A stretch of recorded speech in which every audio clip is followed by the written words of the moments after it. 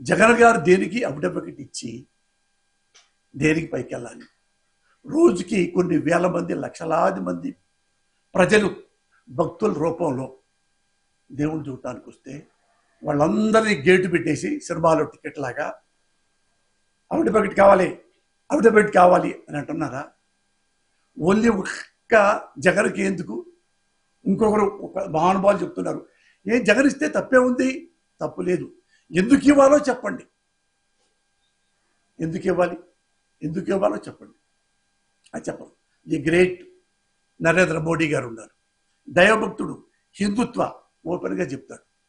ఇలాగ దొంగచాటుగా చెప్పండి. ఒక టోపీ మోడీ గారు నెత్తి పెట్టకపోతే ఆపి దగ్గర పెట్టుకొని నమస్కారం, టోపీ పెట్టుకున్నాం. అది అహంకారం కాదు, మతత్వం కాదు. నేను ఒక హిందుత్వాన్ని కట్టుబడి ఉన్నాను, ముస్లింలను ప్రేమిస్తాను, చర్చిల్ని ప్రేమిస్తాను.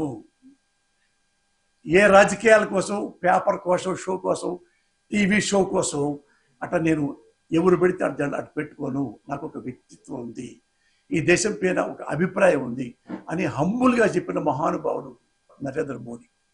ఈయన మసీదుకి వెళ్తే టోపీ, కార్యక్రమంగా తీసి పారేసి చర్చికి ఒక గుడ్డ తీసి పారేసి మళ్ళీ ఒక కండవా, మళ్ళీ తిరుపతి వస్తాడు ఒక ఎర్ర కండవా. ఇన్ని రకాలు ఉండొచ్చు, కానీ ఏ ఉద్దేశం ఉంచి జగన్ గారి మీద టార్గెట్ చేస్తున్నాం? మీరు ఎలక్షన్లు వస్తాయి, క్రిస్టియన్స్ ఇళ్ళకి వెళ్తున్నారు. క్రిస్టియన్ ఇంట్లో ప్రతి ఇంట్లో యేసయ్య ఫోటో ఉంటుంది, యేసయ్య బొమ్మ ఉంటుంది. మీరు ఏ అఫిడవిట్ లేకుండా డైరెక్ట్గా మసీదులకు వెళ్తారు, డైరెక్ట్గా చంద్రబాబు నాయుడు గారు దర్గాకి వెళ్తారు, డైరెక్ట్గా చర్చికి వెళ్తారు, క్రిస్టియన్స్ ఇళ్ళకి వెళ్తారు. వీళ్ళందరూ హిందూ నాయకులు కొంతమంది వెళ్తారు. వెళ్ళి అక్క, మరి అక్క, బావా, సామ్యాలన్నా ఎలా ఉంది, నెక్స్ట్ మనకి ఇవ్వాలి. ఎప్పుడన్నా ఏ క్రైస్తవ సోదరుడైనా ఏవండి మా ఇంటికి వస్తున్నారు, మా ఇంట్లో యేసయ్య ఉన్నాడు, అవిడబట్ నాకు ఇచ్చి మా ఇంటికి రండి అని ఏ క్రిస్టియన్ సోదరుడైనా అన్నాడా? ఏ దళిత బిడ్డైనా అన్నాడా? ఏ ముస్లిం సోదరుడైనా అన్నాడా? మీరందరూ డైరెక్ట్గా అన్ని ఇళ్ళకి, కులాలు మతాలు ఏం లేదు, రాజకీయాలకు వచ్చేవరికి ఏ అవిడబట్ లేకుండా మట్టి కాళ్ళతో డస్ట్తో వెళ్ళి ఓట్లు అడుగుతున్నారే, అప్పుడు ఎవరు నా అఫిడవిట్ ఇచ్చారా? మీరు దేనికి అఫిడవిట్ అడుగుతున్నారు? నేను నా భార్య భారతదేశం కాదు, ప్రపంచంలో చాలా చోట్ల తిరిగాము మేము. నా భార్య అలాగే బొట్టు పెట్టుకుంటుంది. తను హిందూ కాబట్టి చర్చికి వెళ్తుంది, మసీదుకి వెళ్తుంది, నేను వెళ్తా, మేము ప్రార్థనలు చేస్తాం. ప్యారిస్ వెళ్ళాం, డైరెక్ట్గా చర్చికి వెళ్ళాము, ప్రార్థన చేసుకొని వచ్చాం అరగంట. కాశ్మీర్ వెళ్ళాం, బిగ్గెస్ట్ మసీదు, పెద్దది, ఆడికి వెళ్ళాం. నేను 10 నిమిషాలు ప్రార్థన చేసుకొని వచ్చా. మా ఆవిడ దండం పెట్టుకొని అంతా తీసింది. కూడా చూపించాడు సార్, చూసారా, ఇది దేవాలయానికి వెళ్ళాను, సిక్కు ప్రార్థనా మందిరాలకు వెళ్ళాము నేను నా భార్య, ముస్లిం మసీద్కి వెళ్ళాము, దర్గాకి వెళ్ళాము. చూడండి ఇవన్నీ వీడియో. చర్చికి వెళ్తాము, చర్చిలో ప్రార్థన చేస్తాము. ఒకసారి నా కొడుకు కాకాని దగ్గర ఉన్న చర్చిలో దండం పెట్టుకొచ్చి ఒక 50,000 చదివించి ప్రార్థన చేయించుకుని వచ్చాడు. నాకు ఆరోగ్యం బాగున్నప్పుడు క్రైస్తవుడు మా బావ సల్మాన్ రాజు వాళ్ళ భార్య నా ఇంటికి వచ్చి నాకు నా భార్యకి బైబిల్ను మా దగ్గర పెట్టి ప్రార్థన చేశారు. అన్నీ చూస్తాం, ఏ అఫిడవిట్లు మా మధ్య రాలేదే. మేము 50 ఏళ్ల నుంచి కలిసి ఉన్నామే, చిన్నపిల్లల దగ్గర నుంచి.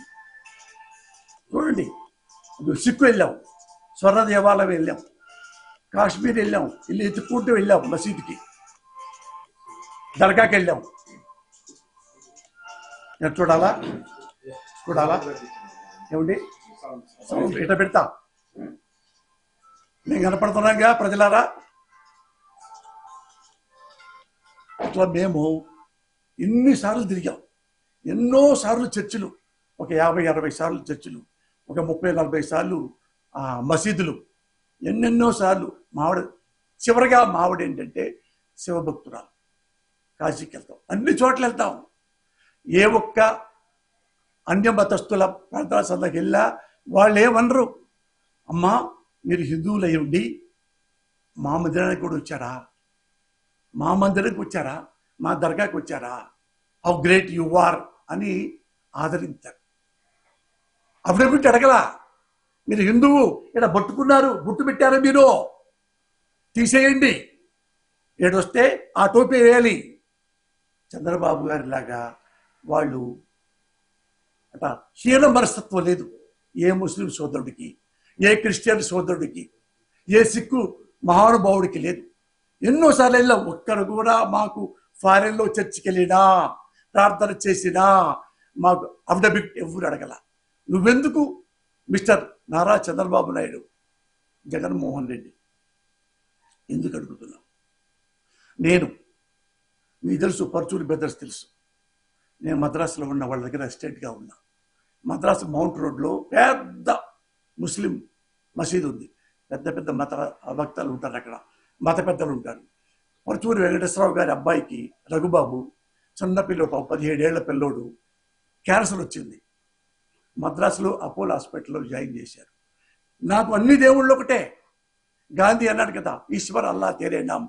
నేను పొద్దున్నే లేచి 5ంటికే లేచి 5:30కి గుడికి వెళ్ళి మళ్ళీ పొద్దున్నే 6:30కి వెళ్ళి మసీదుకి వెళ్ళేవాడు. ఆ మసీదు ప్రార్థన చేస్తుండగా ఆ మసీదు పెద్దలు వచ్చారు, బాబు నువ్వెవరు? నా పేరు పోసాని కృష్ణమురళి. హిందూ? Yes Hindu sir. ఎందుకు మసీదుకి వచ్చావు, ఎందుకు ప్రార్థన చేస్తున్నావు అంటే నేను చెప్పాను, సార్ మా గురువు గారి కొడుకు క్యాన్సర్తో చచ్చిపోతాడని భయం వేస్తుంది, అందుకని అల్లాని కూడా ప్రార్థించాను. అల్లాహు అక్బర్ అల్లాహు అక్బర్ అని రోజు ఉంటే వాళ్ళందరూ పిలుచుకొని 50 మంది నా ముందు కూర్చున్నారు. ఏంటంటే మొత్తం చెప్పారు, సార్ మీరందరూ మత పెద్దలు, అల్లాని మీ నాకంటే 1,00,000 రెట్లు మీరు ప్రార్థిస్తారు. మీ నోటితో మా రఘుబాబు హాస్పిటల్కి వచ్చి రోజు దీవితాడు సార్ అంటే వాళ్ళందరూ వచ్చి నన్ను హగ్ చేసుకొని పెద్దలు వాళ్ళ కారుల్లో వచ్చి నెల రోజుల పాటు నేను వచ్చి వాళ్ళు తీసుకొని రఘుబాబుకి ప్రార్థన చేసి అదేదో బొట్టు అది పెట్టి వెళ్ళారు. ఎక్కడ మతం, ఎక్కడ అఫిడవిట్? నువ్వు ఎవడివి? హిందువువి, ముస్లిం మసీదు లోపలికి వస్తావా? అఫిడవిట్ తీ అని ఏ ముస్లిం సోదరుడు, ముస్లిం పెద్ద అల్ల నీకెందుకయ్యా? ఎప్పుడు దొంగచాటుగానే అధికారంలోకి వస్తావు. నారా చంద్రబాబు నాయుడు అనుభవించు, మోసాలు చేస్తావు, అనుభవిస్తావు, పొత్తులు అంటావు, మోడీ కేడీ అంటావు, మోడీ దేవుడు అంటావు, అమిత్ షా దొంగ అంటావు, మళ్ళా దొరటం, అన్ని అను, తప్పేం లేదు, అన్ని అను. అన్ని కులాలను మోసం చేయి, అన్ని మతాలను మోసం చేయి, అదే ముస్లింలను మోసం చేయి, అదే ముస్లిం దగ్గర హిందువులు తిట్టు, హిందువుల దగ్గర ముస్లింలు తిట్టు, నువ్వు అధికారం చలాయించు. కానీ ఒక్కడు జగన్మోహన్ రెడ్డి ఓడిపోయిన హుందాగా సీట్లో కూర్చొని mister Chandrababu Naidu God bless you, congrats, Pawan Kalyan congrats అని హుందాగా వచ్చి పెట్టి ఇల్లులోనే ఏం పాపం చేస్తున్నాడు? ఎందుకు మీరంతా కూటమిగా తయారైపోయి ఒక కుర్రోడిని, మీ 50 ఏళ్ల వయసు కూడా రాలా, ఇంకా ఆ కుర్రో అతన్ని ఎందుకు ఎంత హింసిస్తున్నారు? అంటే మనం కులం వాడు కాదనే, ఇతడు ఉంటే, జగన్ అనేవాడు ఉంటే ఫర్దర్గా నా కొడుక్కి ప్రాబ్లమా? ఎనీ టైం జైల్లో పెట్టాలి, ఎప్పుడైనా సరే చంపాలి, ఎప్పుడైనా సరే రాజకీయ జీవితం నాశనం చేయాలనా? ఏంటయ్యా ఈ అఫిడవిట్? నేను అడుగుతున్నాను, భారతదేశంలో ఉన్న అన్ని రాజకీయ పార్టీలు అడుగుతున్నా, కమ్యూనిస్ట్ పార్టీలు, సీనియర్ మోస్ట్ హానెస్ట్ ఫెలోస్ కమ్యూనిస్టులు, కమ్యూనిస్ట్ పార్టీలు, కాంగ్రెస్ పార్టీ, బీజేపీ పార్టీ, ఇతరత పార్టీ, ఇన్ని పార్టీలు తిప్పి తిప్పి తిప్పి తిప్పి ఇక్కడ పొత్తు పెడతాడు వాడు దొంగ, ఆడ పొత్తు పెట్టుకుంటాడు ఈడ దొంగ, ఇక్కడేమన్నా మోడీ మంచోడు, ఆడేమో కమ్యూనిస్ట్ కాదు, ఇక్కడేమన్నా అమిత్ షా మంచోడు, ఈడేమన్నా సోనియా గాంధీ మంచిది కాదు, అక్కడ ఏమన్నా వాడేవాడు వచ్చాగాడు అడటం. అన్ని పార్టీలు తిప్పుతూ ఉంటావు, పొత్తు పెట్టుకుంటూ ఉంటావు. పక్క స్టేట్లో కాంగ్రెస్ పార్టీ ఎలక్షన్లు చేస్తూ ఉంటే అక్కడ డబ్బులు పంపిస్తూ ఉంటావు, ఇక్కడే బీజేపీతో ఉంటావు.